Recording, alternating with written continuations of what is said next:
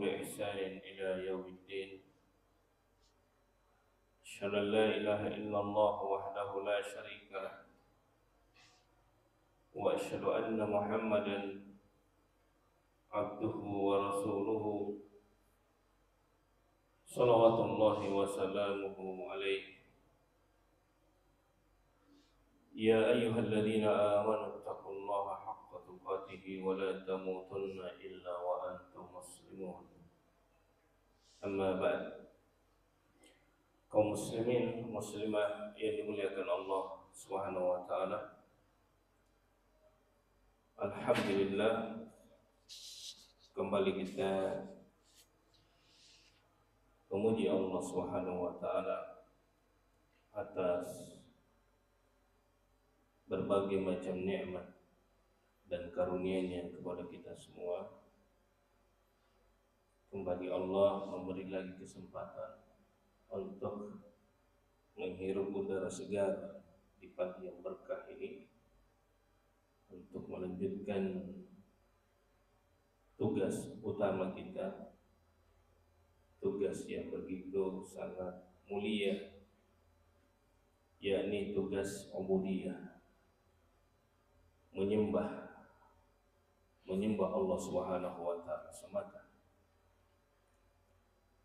Salawat dan salam senantiasa tercurah atas Nabi kita Muhammad sallallahu alaihi wa alihi wasallam, yang mana kita berusaha untuk membuktikan cinta kita kepada beliau sallallahu alaihi wa alihi wasallam, baik dengan lisan kita, tentunya dengan senantiasa bersalawat kepada beliau.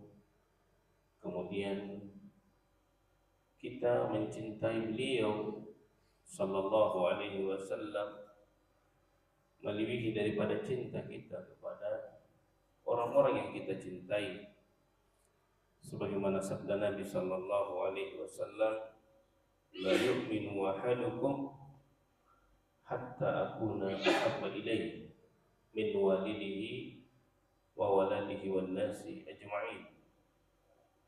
Tidak sempurna iman salah seorang di antara kalian hingga aku lebih ia cintai daripada orang tuanya, anak-anaknya, bahkan seluruh manusia. Kemudian kita pun mewujudkan cinta itu dalam bentuk amal. Bagaimana bentuk amal? Kita melaksanakan apa yang beliau perintahkan. Kita tinggalkan apa saja yang beliau larang. Kita membenarkan berita yang datang dari Nabi sallallahu alaihi wa alihi wasallam, dan bahwa kita mencukupkan diri dengan petunjuk beliau sallallahu alaihi wasallam di dalam beribadah kepada Allah Subhanahu wa taala. Itulah bentuk cinta yang sebenarnya. Sehingga kehidupan seorang muslim adalah kehidupan yang senantiasa mengikuti sunnah-sunnah beliau sallallahu alaihi wa alihi wasallam. Dan salah satu sunnah dari sunnah-sunnah Nabi adalah senantiasa mempelajari agama beliau, senantiasa mempelajari Al-Quran dan sunnah-sunnah beliau sallallahu alaihi wa alihi wasallam, sebagaimana yang beliau telah wasiatkan kepada umat ini. Beliau mengatakan, taraktu fikum syai'ain, kutinggalkan untuk kalian dua hal, lan tadillu ma tamassaktum bihima, kalian tidak akan sesat selama kalian berpegang teguh dengan keduanya. Ini jaminan dari Nabi sallallahu alaihi wasallam agar kita senantiasa berpegang teguh dengan Al-Quran, dengan sunnah-sunnah Nabi sallallahu alaihi wa alihi wasallam, dan mencukupkan diri dengannya. Lalu beliau memberikan jaminan, kalian tidak akan tersesat selama kalian berpegang teguh dengan keduanya, yaitu Al-Quran dan sunnah-sunnah Nabi sallallahu alaihi wa alihi wasallam. Oleh karena itu, di dalam sebuah hadis yang terkait dengan keutamaan bermajelis ilmu, orang-orang yang bermajelis ilmu akan dimudahkan jalannya masuk ke dalam surga. Ya, bukan sekedar masuk surga, tapi dimudahkan jalannya. Siapakah orang-orang yang akan dimudahkan itu? Orang-orang yang rajin hadir di dalam majelis ilmu, sebagaimana sabda Nabi sallallahu alaihi wasallam, man salaka tariqan yatlubu fihi ilman salakallahu bihi tariqan min turuqil jannah.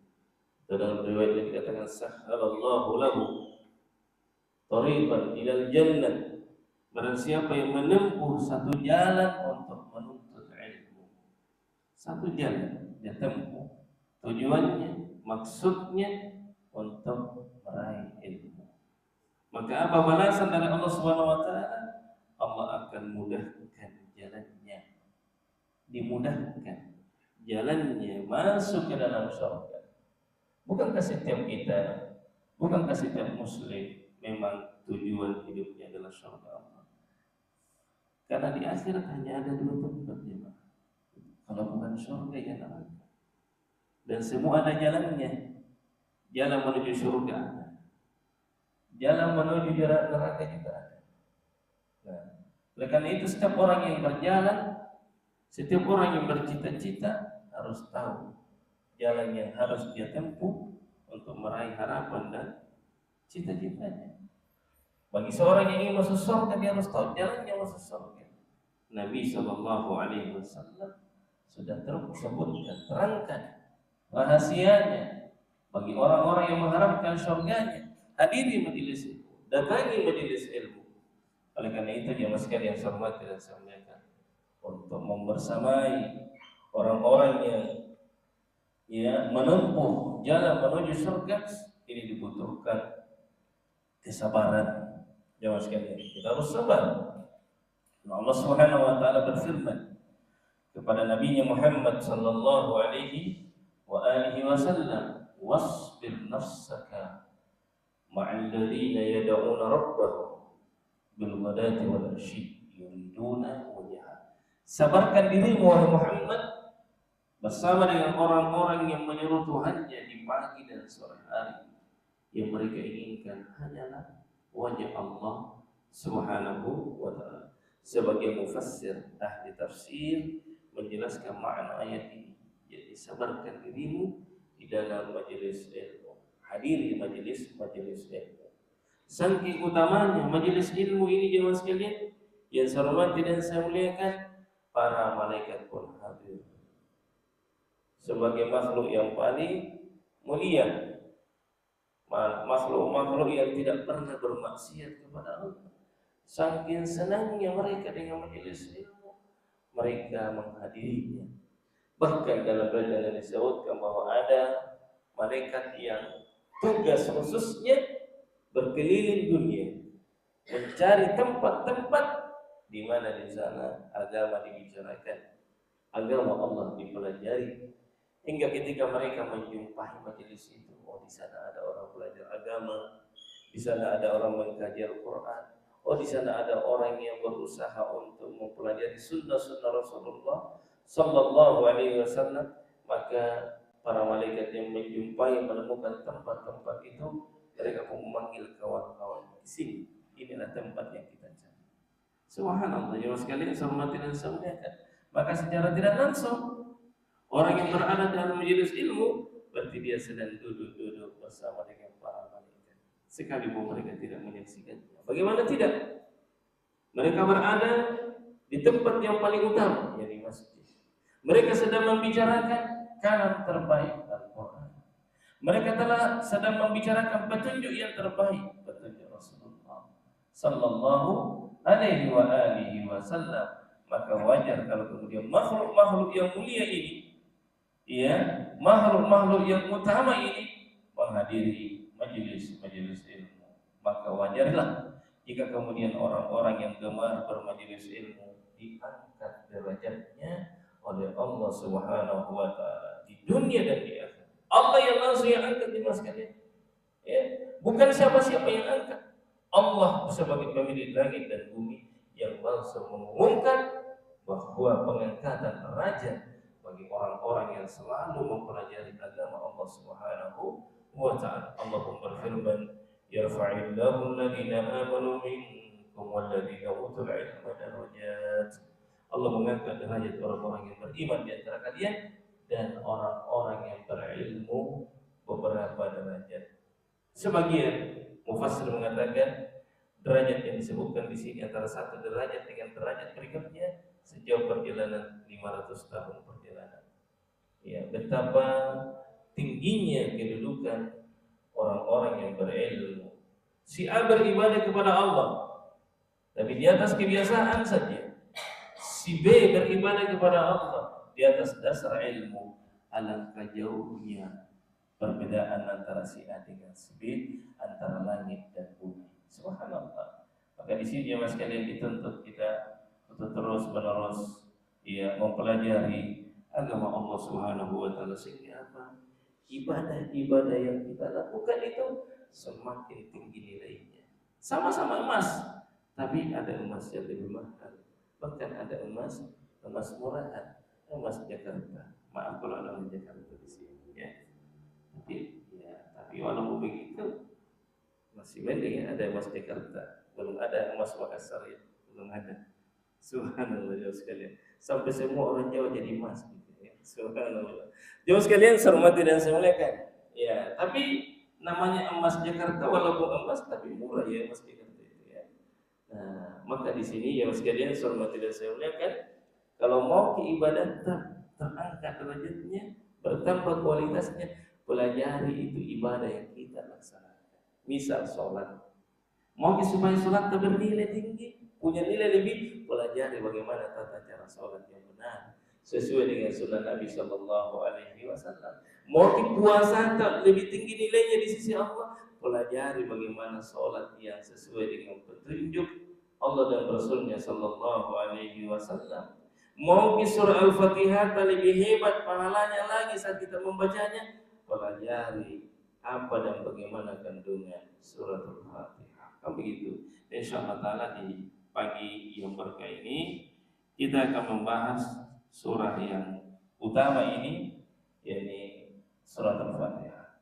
Sehingga salah itu amanah yang dititipkan kepada kita semua untuk kita sama-sama pelajari di pagi yang penuh berkah ini, mempelajari satu surah dalam Al-Quran, surah yang teragung, surah Al-Fatihah, surah yang paling banyak disebutkan dan dibaca oleh kaum muslimin.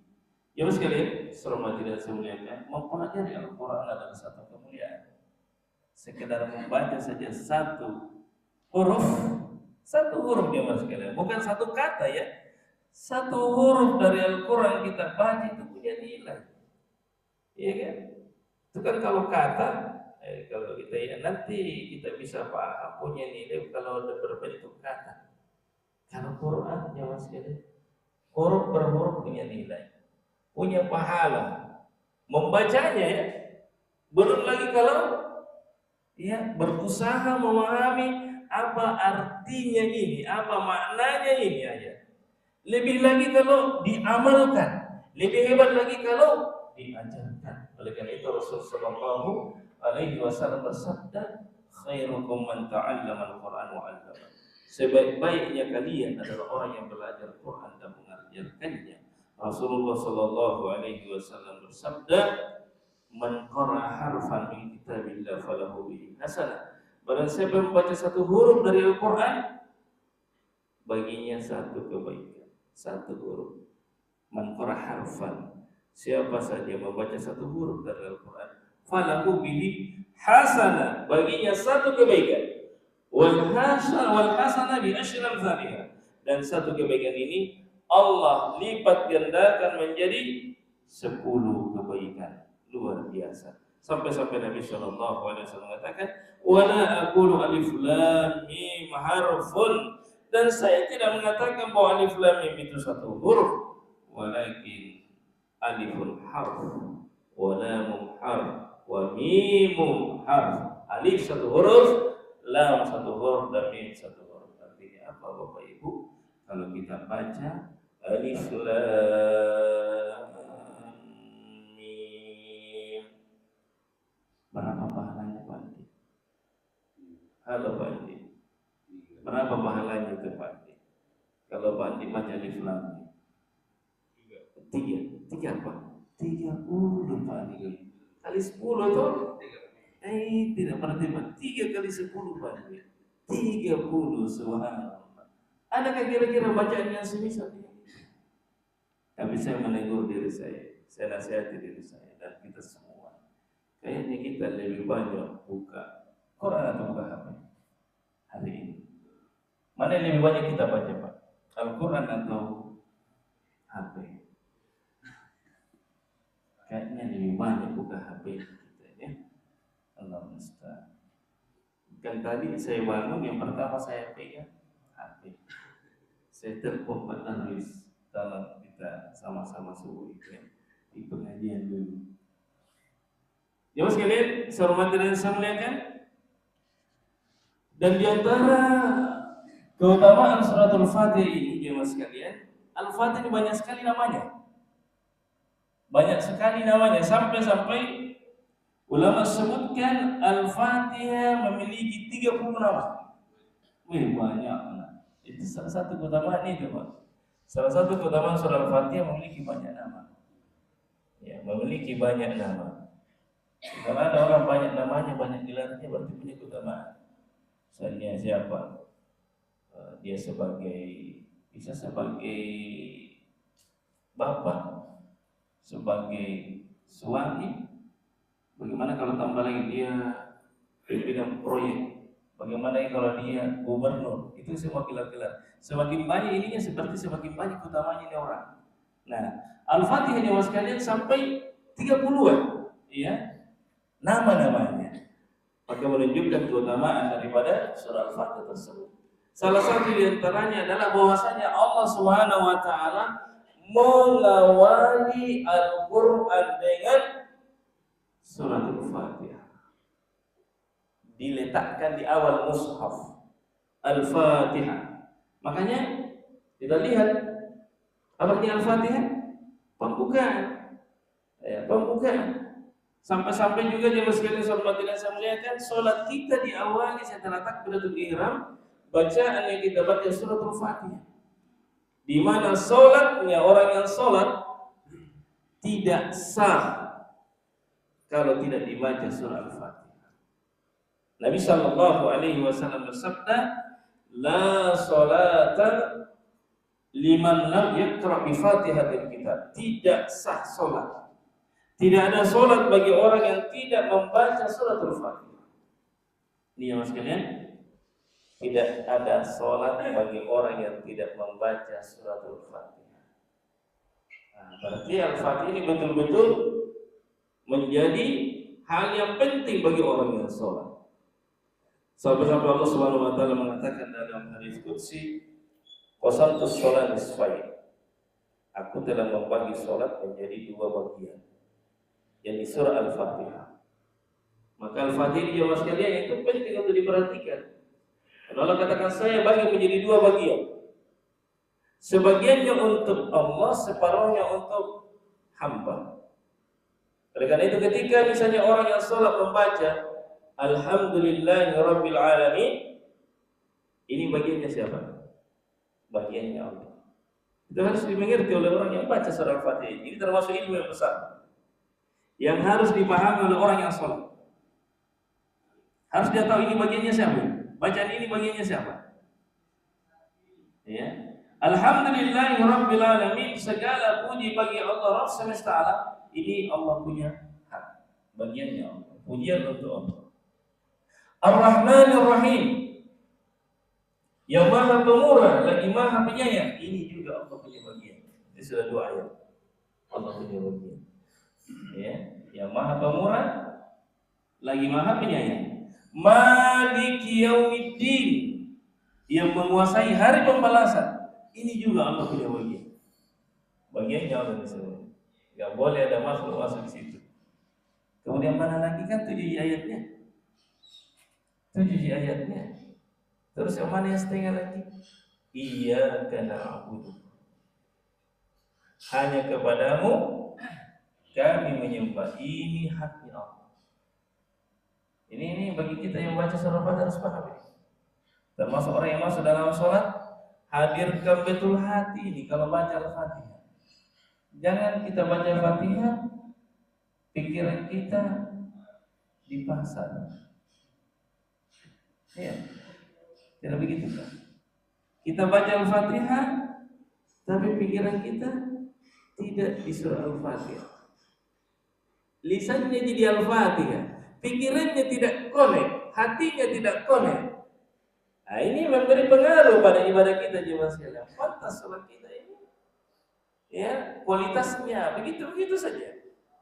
Kenapa? Karena dalam pelaksanaannya tidak seiring antara bacaan, pikiran, hati dan gerakan. Termasuk saat membaca surah Al-Fatihah. Terus berikutnya, wa iyyaka nasta'in. Dan hanya kepadamu kami mohon pertolongan. Siapa yang mau ditolong? Siapa yang berhak ditolong? Hamba tadi. Ini mulai haknya hamba di sini. Ini termasuk ilmu besar pada surat Al-Fatihah.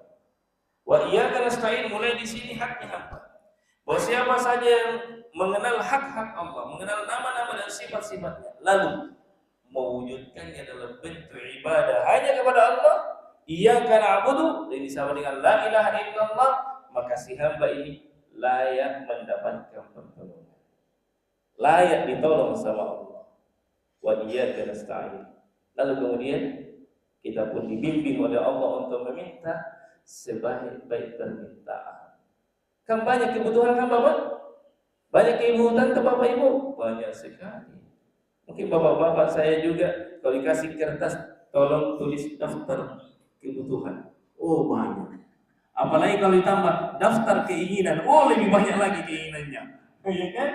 Bapak-bapak ibu kalau dikasih daftar sekarang satu buku mungkin penuh buku itu. Pokoknya ibu boleh bawa pulang 1 kali 24 jam. Tolong catat daftar keinginan, daftar kebutuhan, kemudian daftar keinginan. Karena ada juga Pak yang bukan kebutuhan tapi kita inginkan. Nah, itu yang bikin repot, itu biasa.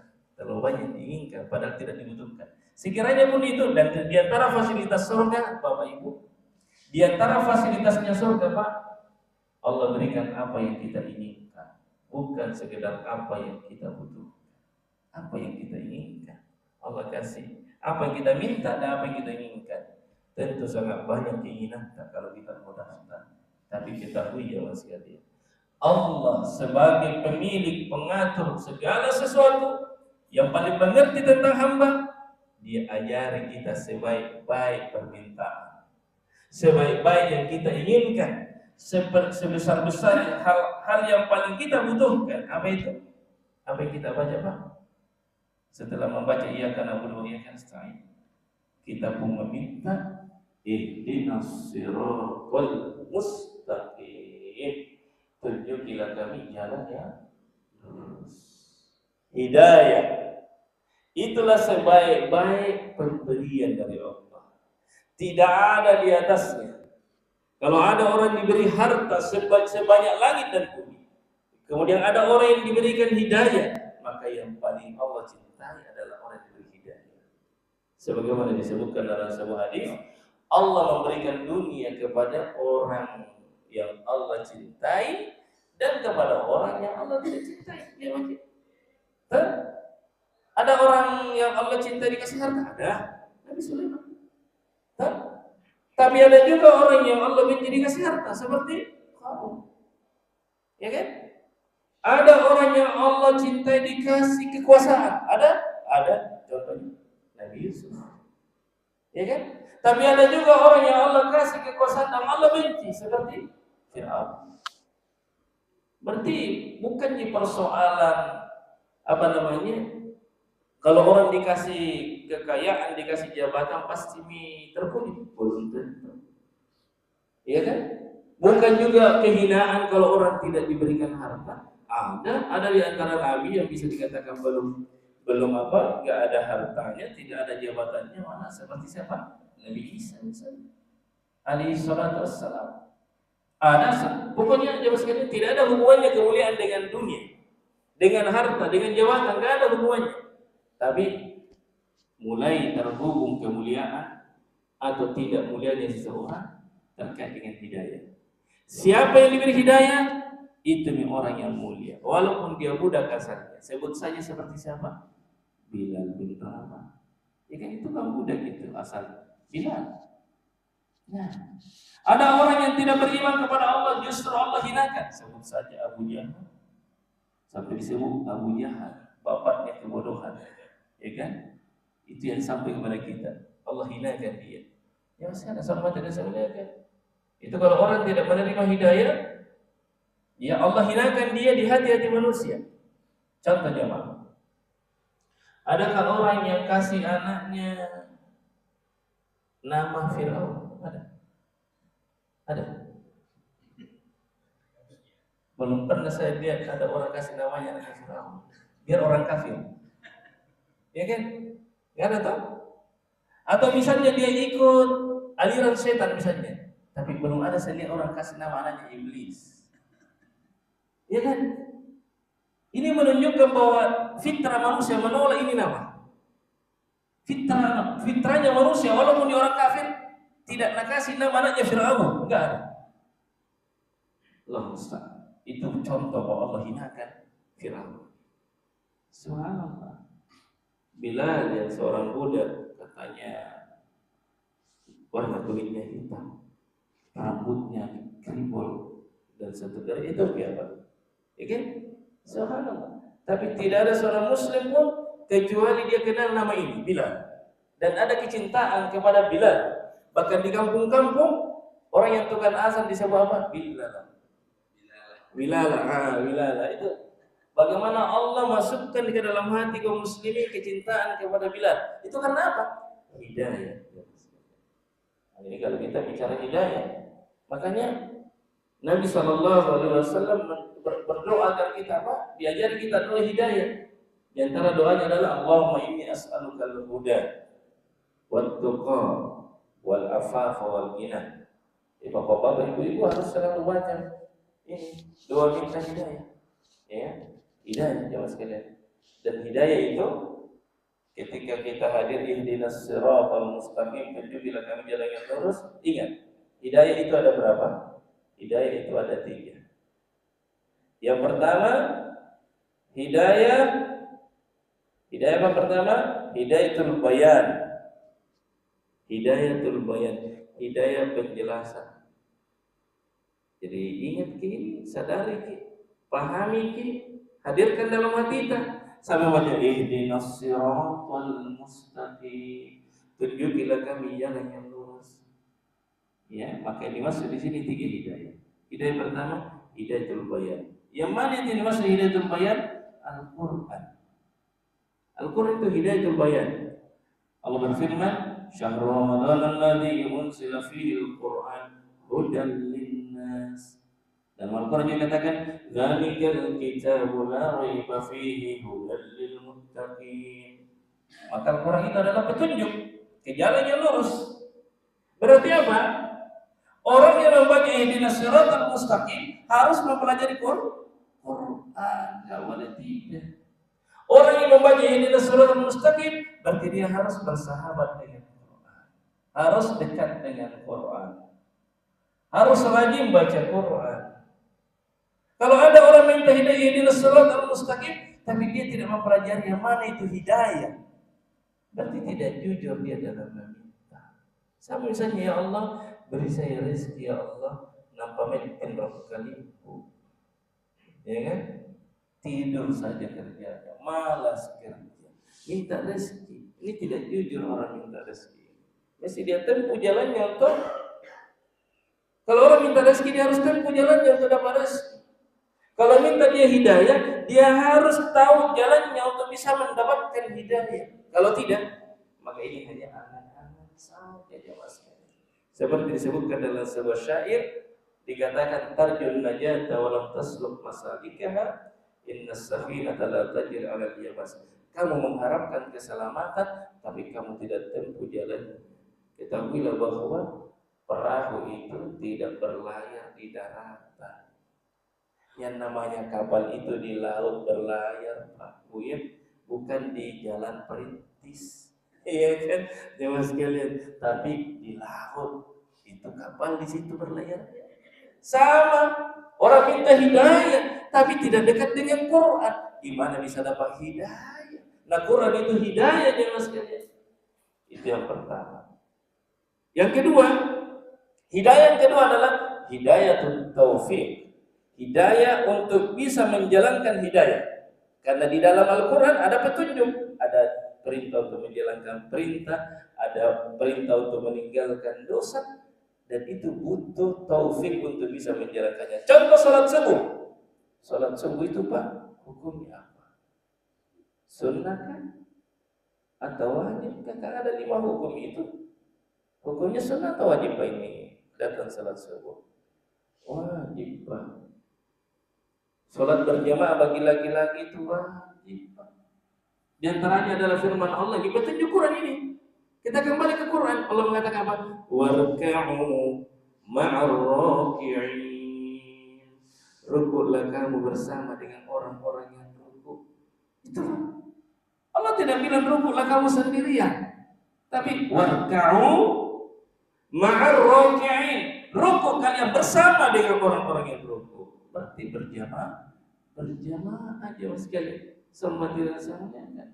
Itu dia. Siapakah yang bisa datang salat subuh berjamaah ini? Mereka orang-orang yang telah mendapatkan hidayah taufik. Hidayah taufik, Pak. Jadi orang yang datang salat subuh ini dia mendapatkan hidayah 2 sekaligus. Dia mendapatkan hidayah 2 sekaligus. Hidayatul bayan karena sudah sampai kepadanya ayat tadi, telinganya sudah dengar, hatinya sudah paham bahwa ternyata salat jamaah subuh itu wajib. Lalu dia hadir, berarti dia telah mengumpulkan 2 hidayah. Insya Allah kita ada di sini saat ini atau kaum muslimin yang ada di masjid-masjid lain untuk subuh ini sudah mendapatkan 2 hidayah khususnya untuk datang sholat subuh. Hidayah sholat subuh. Ya mas sekalian, tinggal yang ketiga lagi, apa itu? Hidayah itu tasdid, hidayah untuk tetap istiqomah. Ini dia mas sekalian. Karena kita diperintah untuk berada di atas hidayah sampai kapan? Ya Pak. Sampai kapan kita diperintah untuk tetap di atas hidayah ini?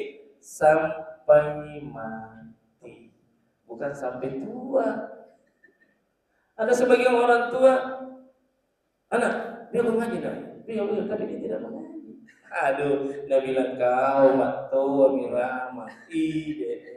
Tambah tua irama, tambah tua. Karena sudah hampir sampai di finish.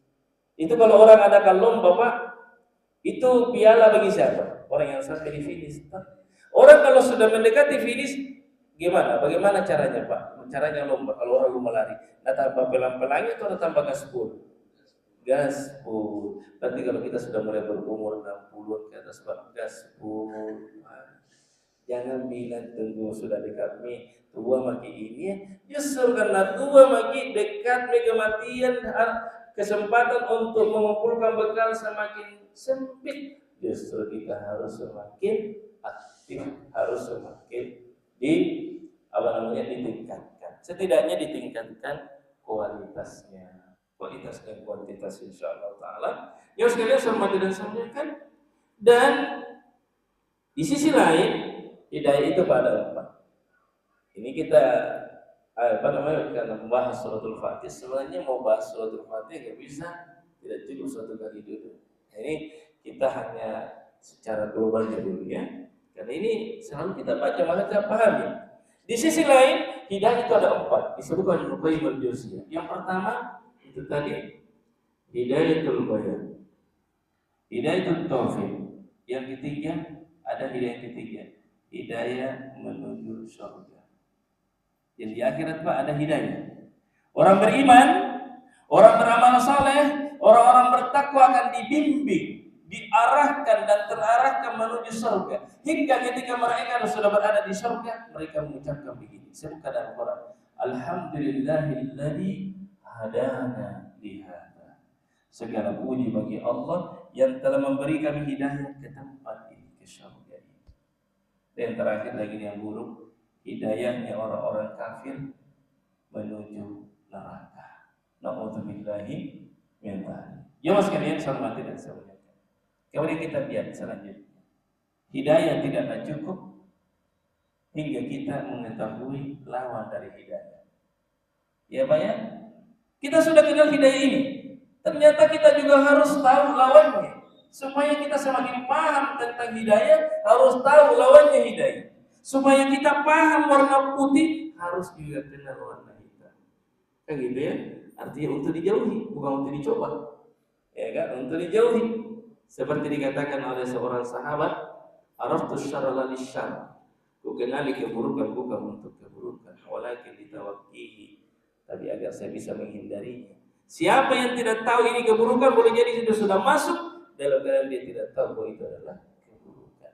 Dan dia tidak paham bahwa itu adalah suatu keburukan. Maka kita lihat, setelah kita minta hidayah ihdinas siratal mustaqim, lanjutannya adalah siratal ladzina an'amta 'alaihim, yakni jalannya hidayah orang-orang yang telah Engkau berikan nikmat atas mereka.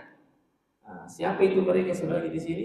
Jadi para nabi, siddiqin, syuhada, sholihin. Itu yang kita ikuti jalannya. Inilah orang-orang yang pernah berjalan di atas hidayah. Para nabi, siddiqin, syuhada, sholihin. Mereka-mereka inilah yang pernah berjalan di atas hidayah ini, hidayah Islam. Inilah kita ikuti jalannya.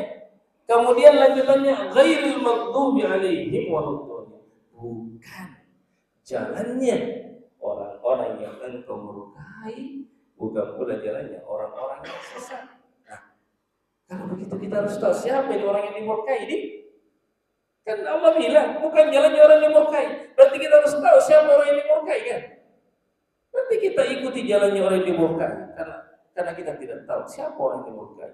Waladdallin, bukan jalannya orang yang sesat. Siapa orang yang sesat itu? Harus kita kenal siapa orang sesat itu. Dan untuk menjawab ini bukan saya mau jawab, tapi langsung Nabi yang jawab. Nabi yang jelaskan itu makna ayat. Nabi mengatakan al-maghdub al-yahud.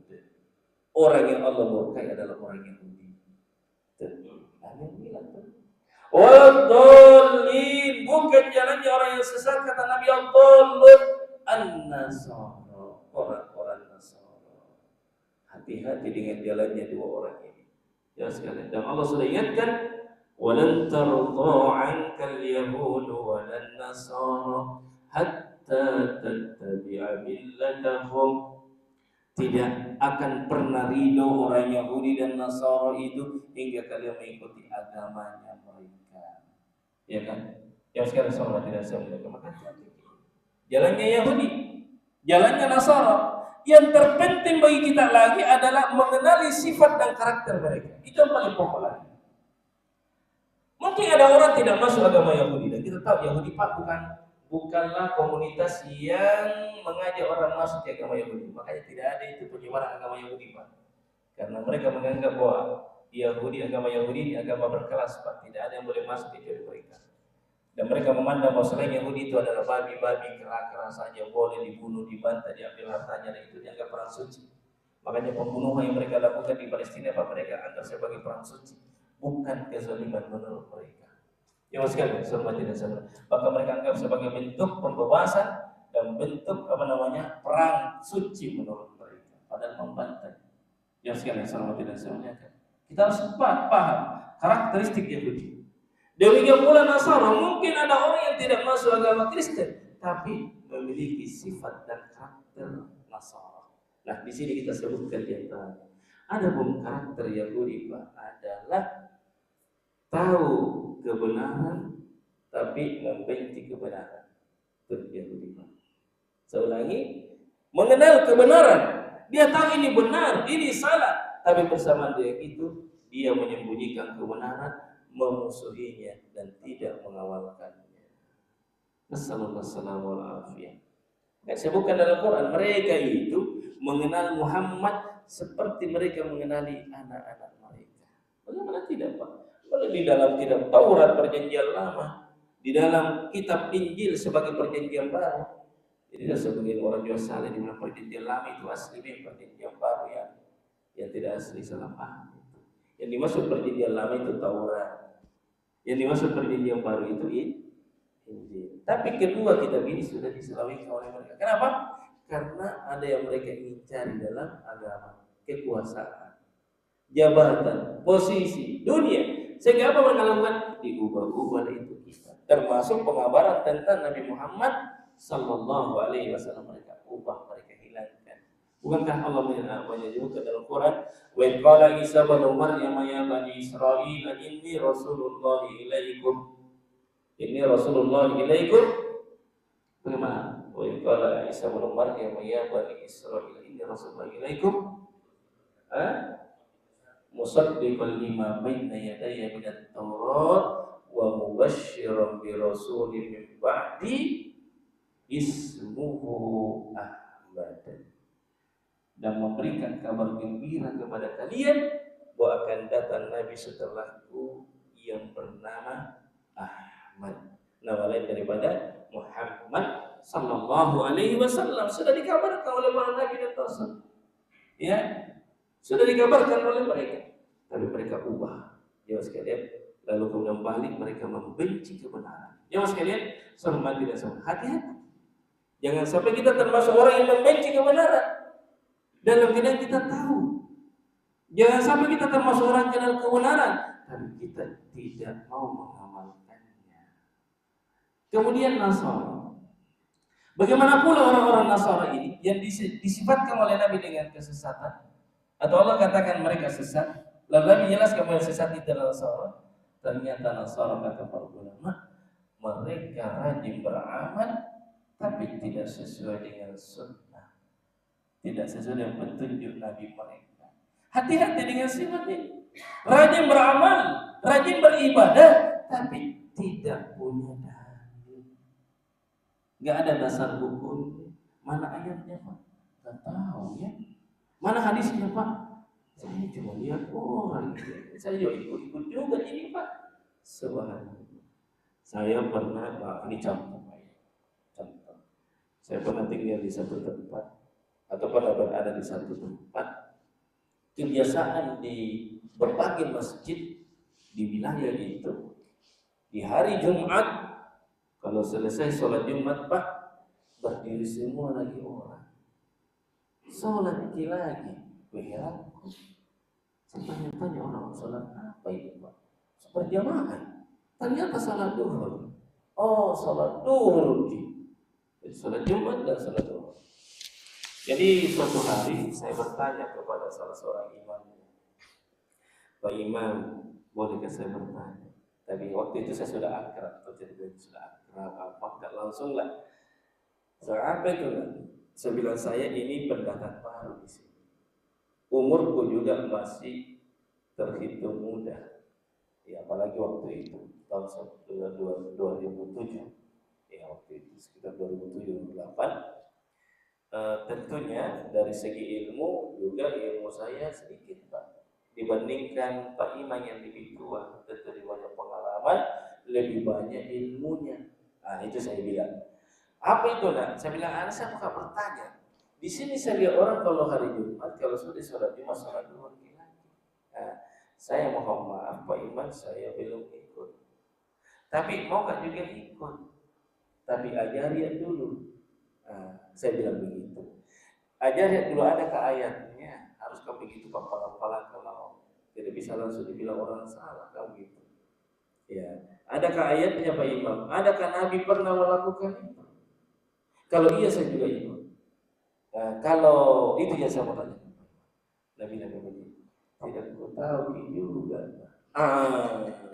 Jadi sebenarnya kita ingin mengatakan, ya kalau tidak ada dalilnya kan seperti itu. Alhamdulillah beransur-ansur saya pernah lagi jalan-jalan ke tempat itu.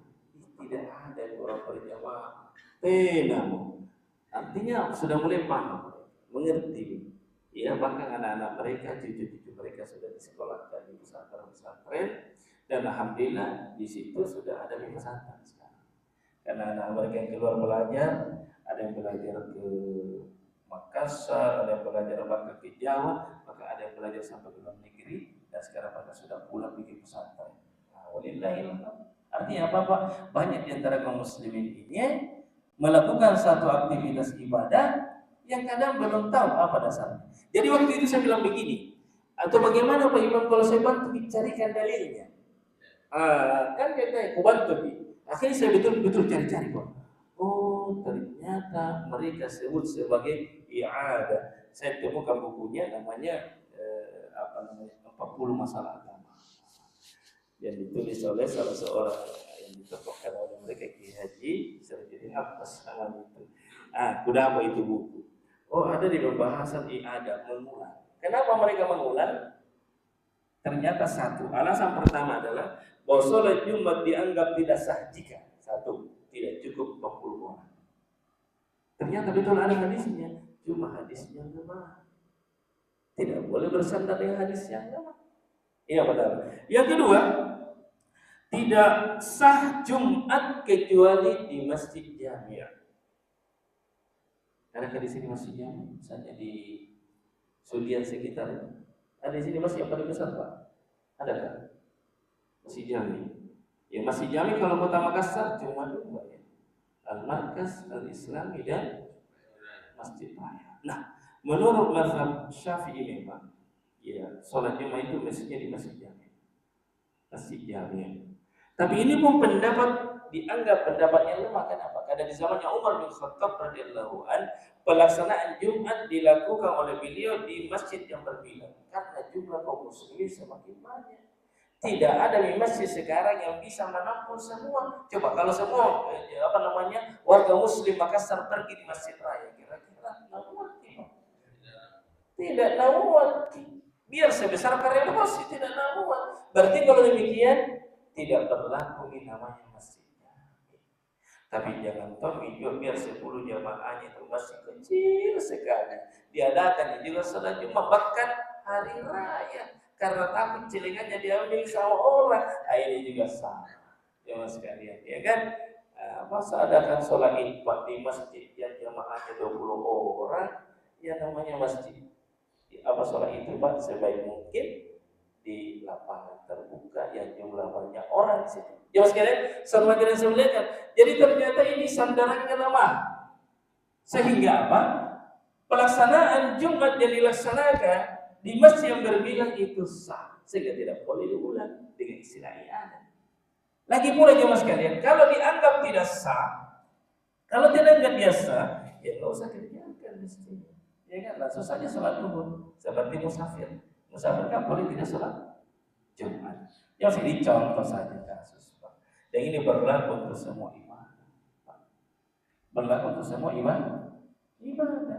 Contoh misalnya ibadah mencintai Nabi. Itu ibadah mencintai Nabi itu Pak, hebat sekali itu Pak. Ibadah hati. Ibadah itu tidak harus selalu nampak. Seperti sholat puasa, ada bentuk ibadah hati seperti mencintai Allah, mencintai Nabi. Nah sekarang mencintai Nabi, apa buktinya kita cinta Nabi? Salah satunya duduk bermajelis ilmu seperti ini. Ya sekali. Dan mencintai Nabi itu Pak, Nabi harus selalu diingat. 1 kali 24 jam mau minum, baca Bismillah. Berarti cinta Nabi lagi Pak. Bukan cuma sekali setahun di hari. Kasihannya itu kalau sekali setahun kasihan. Jangan sekalian. Apalagi istilah memperingati hari kelahiran Nabi. Kalau kita mau bedah sejarah ya kita lihat ya. Ini kan kita angkat istilah cinta Nabi. Ayo kalau kita mau bertanya-tanya, kira-kira siapa yang lebih jujur cintanya sama Nabi Pak? Sahabat atau kita? Sahabat Nabi Pak? Tentu sahabat Nabi kan Pak? Istrinya Nabi. Tentu Aisyah radhiyallahu anha lebih cinta Nabi daripada kita. Abu Bakar As-Siddiq lebih cinta Nabi daripada kita. Demikian pula imam-imam yang 4 misal. Ada Abu Hanifah, ada Imam Malik, Imam Syafi'i, Imam Ahmad. Demikian pula penulis hadis seperti Imam Bukhari, Imam Muslim, Sunan Abu Dawud, At-Tirmidzi dan lainnya. Mereka adalah orang-orang yang terdahulu dari segi keutamaan, Pak, ilmu dan amal. Namun ternyata mereka, Pak, tidak ada seorang pun di antaranya yang mengatakan istilah bulan tahun. Karena istilah Maulid itu Pak, bulan tahun. Dan kita tahu istilah ulang tahun ini tradisinya orang-orang di luar Islam. Saya pernah dengar ceramahnya Ki Haji, siapa namanya di pimpinan PBNU, Akil Siraj. Dia pernah bilang begini, terus terang saja, pertama kali mengadakan Maulid Nabi di orang Syiah di zamannya Bani Fatimiyah. Orang Syiah itu Pak adalah orang yang sangat panas Islam. Maka oleh karena itu jamaah sekalian, yang sangat penting bagi kita adalah bagi kita yang cinta kepada Nabi, ayo kita hidupkan sunnah. Salah satu sunnah Nabi adalah bermajelis ilmu. Alhamdulillah, di sini di tempat yang kita cintai ini kita adakan majelis ilmu sekali sepekan ya. Dan ini semua adalah keutamaan dari Allah. Kita juga berterima kasih kepada DKM Masjid Nur Al-Aqsa, Nur Aqsa atau Nurul Aqsa. Kalau Ustaz Nur Aqsa. Jadi ada dua pengajian saya Pak, ada Nurul Aqsa, ada Nur Aqsa. Jadi saya biasa dulu yang mana Nurul Aqsa, mana Nur Aqsa. Habis ini Nurul Aqsa. Baik jemaah sekalian, ini pembahasan umum terkait surat Al-Fatihah. Mungkin ada kesempatan lain kita bisa jelaskan lagi ya surat Al-Fatihah di pertemuan berikutnya. Soalnya setiap ayat itu Pak ada intisari-intisarinya. Insyaallah kita bisa singgung lagi, jelaskan nanti. Misalnya alhamdulillahirabbil alamin, apa inti? Ada inti. Ada intisarinya seperti cinta. Ar-Rahman Ar-Rahim. Intisarinya itu adalah harapan kepada Allah. Malik Yaumiddin, intisarinya itu adalah khauf, takut kepada Allah, dan seterusnya dan seterusnya. Insyaallah taala kita bisa lanjutkan di kesempatan lain. Subhanakallahumma wa bihamdika nasyhadu an la ilaha illa anta nastaghfiruka wa natubu ilaika wa akhiru da'wana alhamdulillah. Assalamualaikum warahmatullahi wabarakatuh.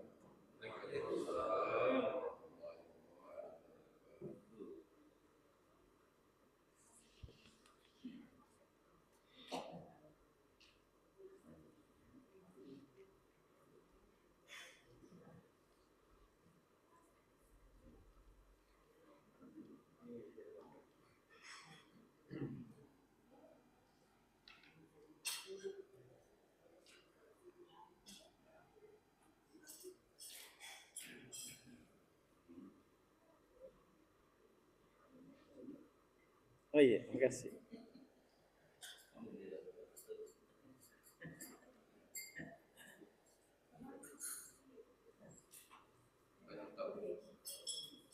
Iya, iya, boleh. Boleh kita sholat ya jadi 40 surat Al-Azhar di mana sholat tidak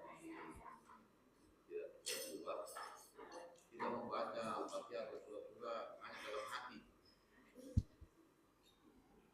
Allahu Akbar kita baca Al-Fatihahnya dalam hati saja. Tidak kemampuan Membaca Al-Fatihah membaca Al-Fatihah dalam hati. Bagaimana itu? Misalnya Allahu Akbar baru mulai jadi tutup. ya. Harus dibaca dalam hati. Ya mas kalian, kalau kita lihat hadisnya dikatakan apa? La sholata liman lam yaqra. Tidak ada sholat bagi orang yang tidak membaca Al-Fatihah. Membaca itu Pak dengan lisan. Jadi harus digerakkan. Dan sebagaimana dalam riwayat bahwasanya Nabi Shallallahu Alaihi Wasallam ketika membaca bacaan dalam sholat itu dilihat oleh para sahabat di mana jenggot beliau itu goyang, rahang beliau goyang, jenggot beliau goyang. Jadi Al-Fatihah itu Pak nanti sah kalau dibaca dengan lisan. Man qara harfan min kitabillah, siapa baca satu huruf dari Al-Quran. Bagaimana bisa huruf terdengar kalau tidak dibaca?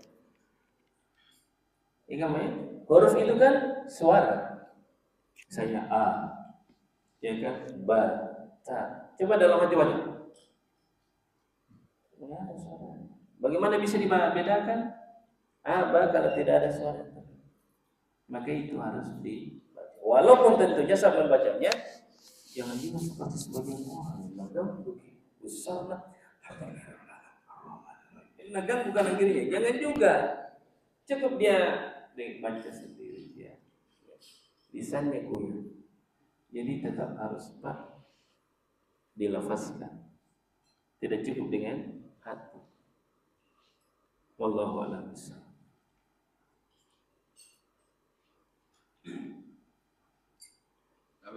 Ya. Assalamualaikum warahmatullahi wabarakatuh. Waalaikumsalam.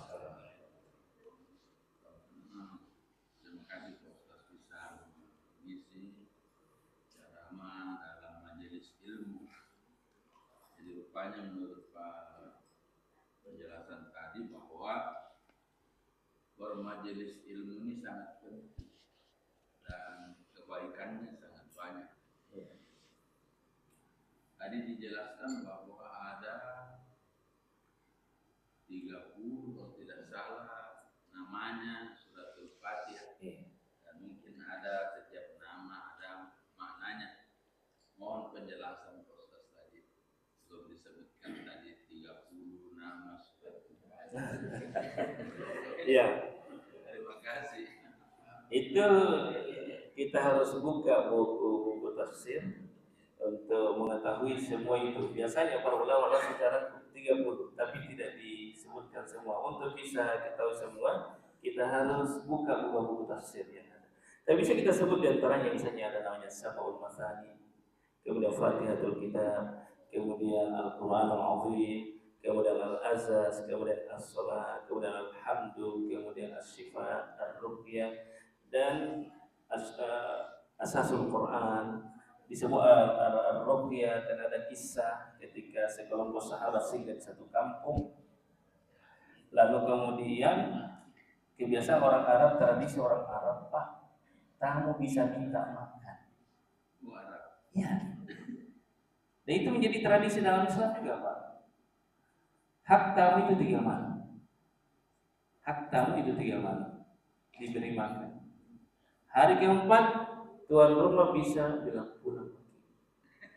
Tapi kalau dia bilang mau bersedekah, tinggal maki itu sunnah. Nah, oleh karena itu sekelompok sahabat ini ketika masuk satu kampung minta dijamu. Ternyata penduduk kampung nggak ada yang mau jamu, sementara orang lapar ini.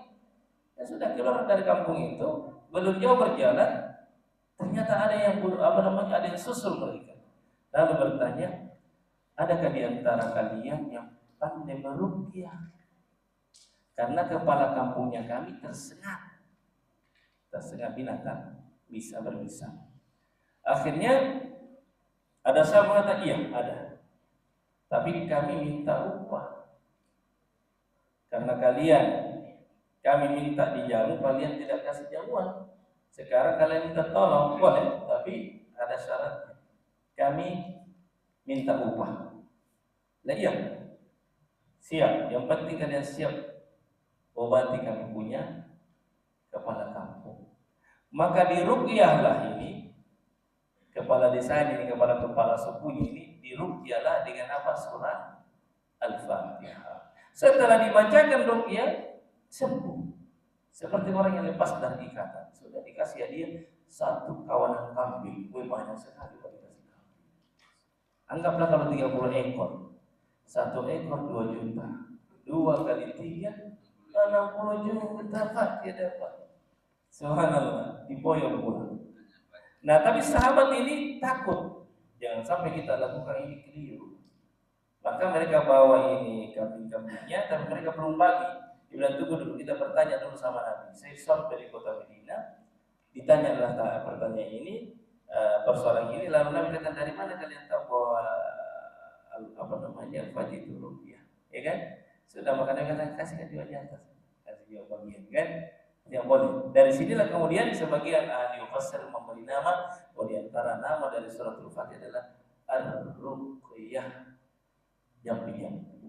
Sehingga kalau orang ada sakit boleh diruqyah dengan Al-Fatihah. Ya sekalian. Kemudian kenapa disebut Al-Asas? Al-Asas itu artinya pendament, pondasi. Karena Al-Fatihah adalah pondasi. Kenapa disebut Fatihatul Kitab? Karena pembuka Al-Fatihah. Kenapa disebut Alhamdulillah? Karena diawali dengan Alhamdulillah. Kenapa disebut As-Sab'ul Masani? Karena 7 ayat yang diulang-ulang. Kenapa disebut Asy-Syifa? Obat. Karena Allah mengatakan wa nunazzilu minal Qur'an ma huwa syifaa wa rahmatun lil mu'minin. Dan demikian pula dengan nama-nama yang lain masing-masing. Ada nama dan pada setiap nama itu pasti ada alasan kenapa dinamai dengan nama tersebut. Intinya ada suratul Fatihah adalah surah yang agung, surah yang teragung dalam Al-Quran yang menghimpun semua makna-makna Al-Quran.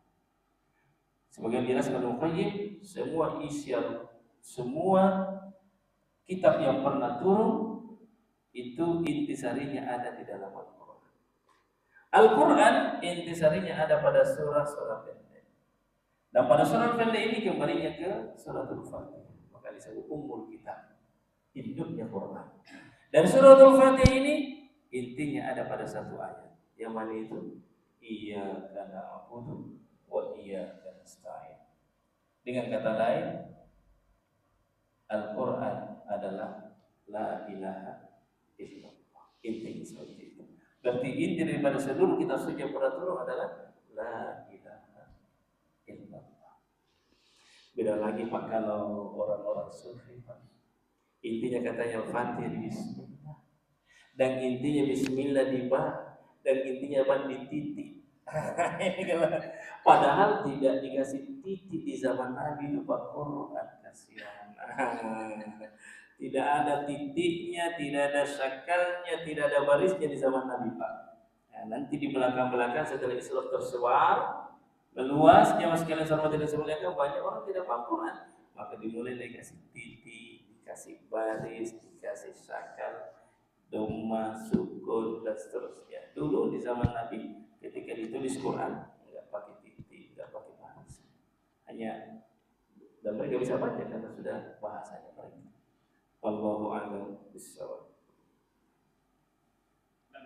Ya, oh ya. Waalaikumsalam.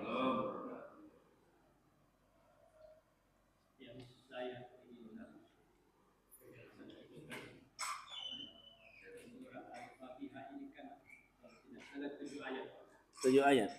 Apakah ada hubungannya rasanya secara kesimpulan bahwa katanya surga itu 7 tingkat dan neraka juga 7. Iya. Dan bumi juga 7 lapis. 7. Lagi juga 7. Iya. Terus kan dengan lubang-lubang yang ada dalam kita juga 7. Apakah hanya secara kesimpulan atau ada hikmah yang kenapa di dalam? Iya. Salam. Iya. Jadi di dalam Quran itu kadang menyebut angka-angka. Sering menyebut angka. Dan hanya Allah yang lebih tahu hikmah dari penyebutan itu. Misal proses penciptaan langit dan bumi tidak disebut 7, tapi 6 hari. Ya, kan gitu. Langitnya 7, buminya 7, tapi Allah katakan bahwasanya langit dan bumi diciptakan dalam 6 masa. Kenapa bukan 7? Ya maunya Allah. Apakah ada hubungannya dengan 7 lubang yang ada di tubuh manusia? Yang mana itu? Bisa saja 8. 1, 2, 3, 4, 5, 6, 7, 8 malam. Bukan 7.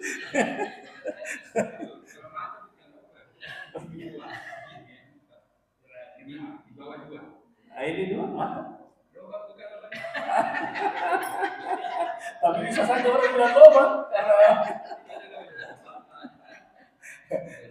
hanya jadi jadi tidak terlalu penting itu ada hubungannya atau tidak. Yang intinya adalah amalkan itu perintah, tinggalkan yang dilarang. Karena biasa Pak juga ada yang dikhawatirkan namanya cocok. Misal, kenapa subuh 2 rakaat? Karena ada roh dan biasa. Sehingga apa yang terjadi? Orang yang luput dari sholat subuh dengan pemahaman ini tidak mau sholat duhur. Biasa bertanya, kenapa kita tidak sholat duhur? Tidak mau ke sholat subuh, Pak. Apa hubungannya? Ya karena subuh itu roh dan tubuh. Sehingga kalau tidak ada roh, apa gunanya sholat duhur? Nah, itu bahayanya kalau cocok lagi begitu. Kan dia sendiri itu bilang-bilang subuh 2 karena ada roh, ada tubuh. Terus duhur ada 4. Kenapa 4? Apa rahasianya? Karena ada 2 tangan, 2 kaki. Bagaimana nih orang yang buntung kaki? Jangan yang 4 rakaat kalau itu duhurnya 3 mau. Tidak ada nih kaki lah. Iya kan? Kenapa lagi asar? Oh ya asar 2 karena 2 telinga, 2 mata. Berarti orang yang picus 1 matanya, dia biasa-biasanya. Wah, kayak begitu ya kalau itu anunya itu. Terus kenapa maghrib 3? Maghrib 3 karena 1 lubang, 2 lubang apa tuh? Mulut dan hidung 3. Terus isya 4 lagi karena ada ada di depan, di belakang, kanan dan kiri. Sebenarnya ada lagi satu yang dia tidak sebut, tapi tidak bagus disebut. Itu penting juga itu. Karena biar ada tangan, kalau tidak ada yang satu tidak ada tangan. Tapi itu makanya tidak boleh cocologi begini. Nah ini banyak, bahkan karena sebagian orang-orang begini kalau tidak bisa ditarjawanya mana karena mana beda kalau kulantuno biar ya hitam di jidatmu, lututmu, apalagi kalau kau tidak tahu yang begini-beginian, percuma kau sholat. Nah ini kan bahaya. Dan biasanya kalau ditanya ajar apa? Oh tidak bisa bosan aja. Nggak bilang guruku, kalau kau ajar kau ini, kalau bukan gurumu yang pendek umurnya, kau yang pendek umurnya. Terus bagaimana Pak? Harus kau menghadap guru saya. Belajar langsung. Ini kan begitu Pak. Sering kadang kita diajari hal-hal yang begitu, ditanya-tanya. Kalau tidak kita jawab, kita tidak nangis juga. Tujuannya apa? Untuk digiring. Siapa nabinya sholat subuh? Harus ditahu nabinya sholat subuh. Kalau tidak ditahu nabinya, berarti percuma kita sholat subuh. Nah, padahal kalau kita kembali ke Quran Sunnah, ada kita. Kalau dibilang ya memang karena pelajaranmu masih syariah. Ini kan pelajaran hakikat iman. Katanya dia di Islam pun akhirnya dibagi-bagi. Dia yang paling bawah syariat, di atasnya tarikat, di atasnya hakikat, di atasnya lagi ma'rifat. Tahukah kita? Mereka yang masuk kalau sudah sampai di ma'rifat tidak sholat, sudah sampai di tujuan. Diibaratkan ini anak tangga saja ini. Orang kalau sudah sampai di tujuan tidak membutuhkan tangga. Sehingga mereka berkata, iya kamu sholat karena kamu belum sampai. Saya sudah sampai. Nah ini kan bahaya Pak. Dan di dalam Islam tidak ada penyebutan din yang seperti itu. Syariat, tarikat, hakikat, ma'rifat. Mereka mau bikin-bikin Pak. Zikir dengan level-level tadi. Zikirnya ahli syariat, la ilaha illallah. Zikirnya ahli ma'rifat, Allah. Zikirnya ahli hakikat, huwa. Zikirnya ahli ma'rifat, Ini juga zikir begini tidak ada tuntunan dari Nabi Sallallahu Alaihi Wasallam. Nabi katakan seutama-utama zikir adalah la ilaha illallah, bukan zikir-zikiran seperti tadi. Dari mana munculnya di zikir begini? Hadis palsunya pun nggak ada. Itulah yang sekalian, bagaimana tadi terjadi penyesatan di tubuh umat ini, bahkan biar makoli juga orang percaya. Tahu namanya makoli? Itu siapa? Si Mama Gufron. yang mengaku bisa berbicara dengan semut, bisa bicara dengan malaikat, bisa bicara dengan bidadari dan seterusnya. Katanya dia bisa membelah langit dan seterusnya. Itu apa? Dan banyak pengikutnya. Bahkan bikin pesantren. Kenapa bisa terjadi? Karena umat ini tidak dibimbing dengan Al-Quran dan Sunnah Rasul Sallallahu Alaihi Wasallam. Wassalamualaikum warahmatullahi wabarakatuh. Oh iya iya.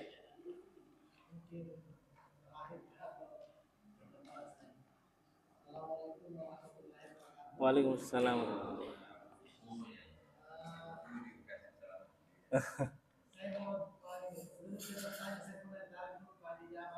Oh iya. Oh sama nama aku.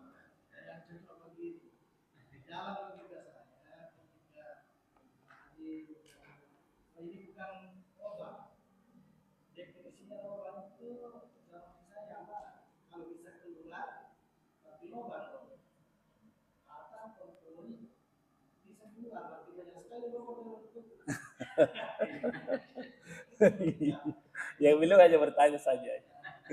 Enggak sih. Baik.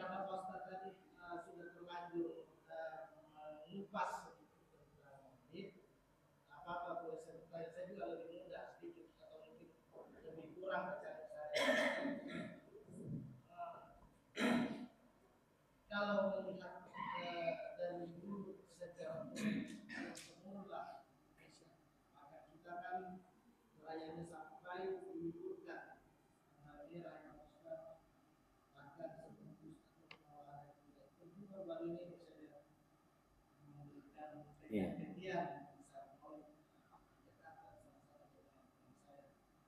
Kalaupun memang itu tidak dianjurkan atau bid'ah, mungkin yang mengadakan maulid itu kalau yang dibahas itu masalah Nabi tentang perbuatan-perbuatan yang baik yang mereka beralasan bahwa apa hadisnya seperti siapa yang memulai dengan cara-cara yang baik itu bisa diteruskan.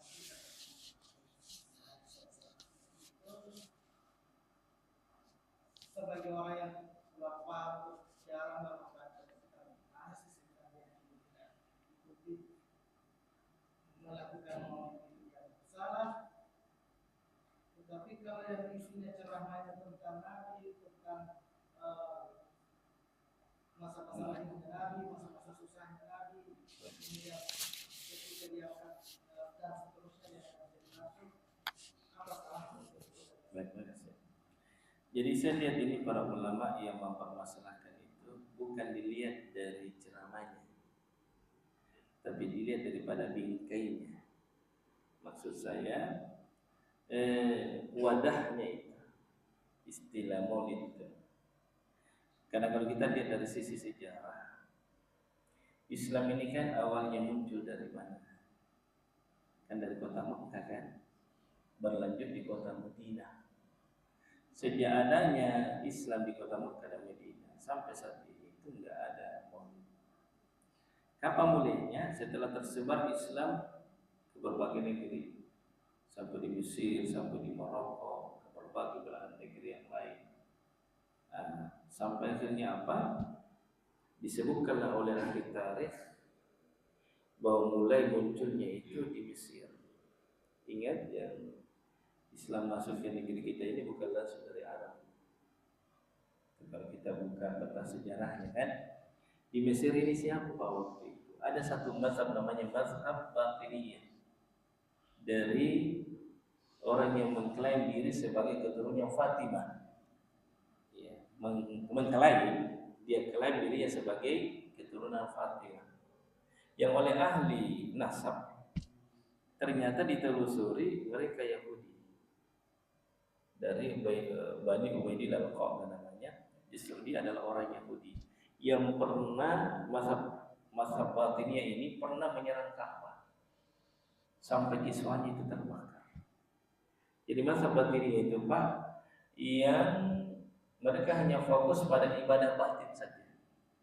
Syariat salat dianggap tidak perlu. Nah, dan ketika itu bukan cuma maulidnya Nabi yang dirayakan, Pak. maulidnya Hasan, maulidnya Husain. Peringatan Pak. Ini saja maulid Ahlul Bait, maulidnya Fatimah. Karena kalau kita ingin mau lebar, kalau orang berbicara masalah untuk syiar Islam, kalau begitu akhirnya sebentar banyak kita maulidkan. Kalau kita mau, kita perlu juga maulidkan Abu Bakar, Umar, Utsman, Ali. Kita juga perlu maulidkan perang Badar sebagai perang pertama dalam Islam, perang Uhud, perang Handaq, perang Hunain. Dan itu Nabi pernah melaksanakan peperangan kurang lebih 80 kali. Ini semua kalau mau di hari raya diadakan peringatan, itu kalau sudah membentuk sejarah itu perlu juga memang. Nah, tapi lagi-lagi akan habis waktu untuk melakukan itu. Maka sebenarnya di situ sisi permasalahannya ketika dimaulidkan. Ada pun membicarakannya kapan saja, bahkan kalau perlu khusus untuk sejarah Nabi itu bagus dibahas. Bahkan para ulama kemudian menulis buku untuk itu. Ya, menulis buku tentang tarikh sejarah Nabi Sallallahu Alaihi Wasallam. Biografi Nabi Sallallahu Alaihi Wasallam. Ada buku yang berjudul Rahibul Maktum yang ditulis oleh Al-Mubarakfuri, Saifur Rahman Al-Mubarakfuri. Itu aja satu yang dia ada kalau orang Islami. Itu orang Pakistan, itu orang India pemenangnya itu bagus dibaca. Ya. Jadi pada dasarnya bukan pada ceramahnya yang dipersoalkan. Ini kan sejarah kita ini juga. Kalau kita pikir itu pembahasan tentang Nabi juga kan di bulan Rabiul Awal. Tapi kita tidak niatkan untuk maulid untuk peringatan hari kelahiran. Lagi pula Pak, kalau berbicara hari kelahiran, ini berbicara sejarah Pak ya, ahli tarikh ya. Para ulama silang pendapat Pak, sebenarnya Nabi itu meninggal atau lahir di hari apa? Iya kan? Yang mereka sepakati itu harinya, hari Senin. Bulannya tidak. Tidak disepakati. Tidak disepakati bulannya bulan apa. Tanggalnya juga terjadi silang pendapat. Yang disepakati harinya, hari Senin. Hari Senin. Bulannya ada banyak pendapat. Ya kan? Tanggalnya juga ada sejumlah pendapat. Oleh karena itu, kita lihat para sahabat sebagai manusia yang paling mencintai Nabi tidak memperhatikan itu. Tidak menganggapnya penting untuk diperingati hari lahirnya Nabi. Yang penting menjaga sunnahnya Nabi. Itu yang pokok sekali.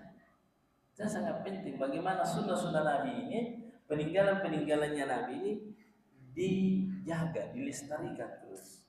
Nah, karena berbicara rakyat tidak ada didapatkan titik temu.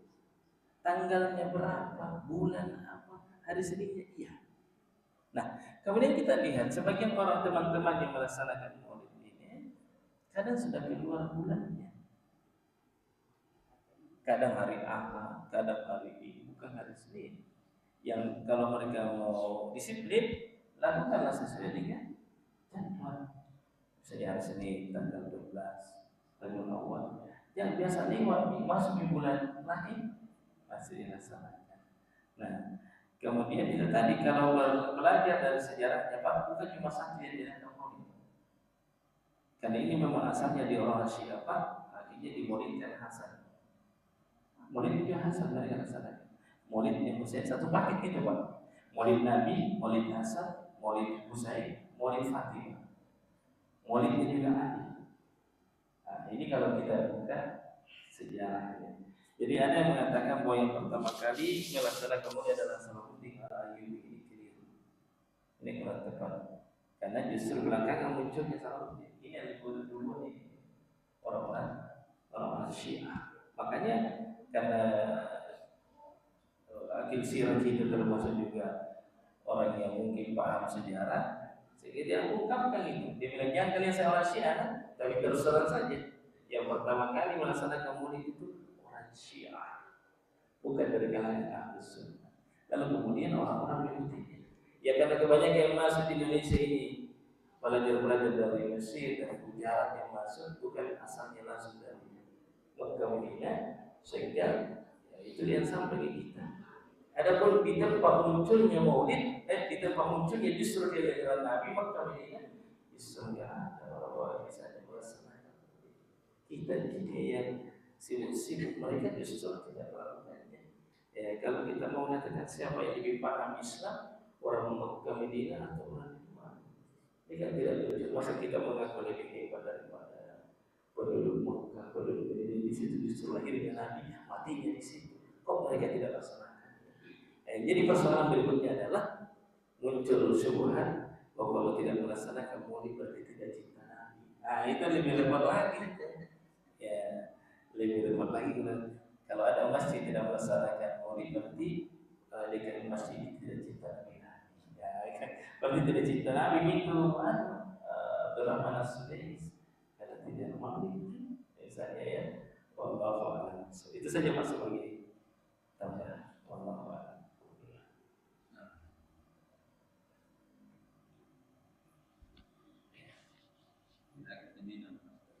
Iya di saya iya belum ya. Ini ceramah begini ada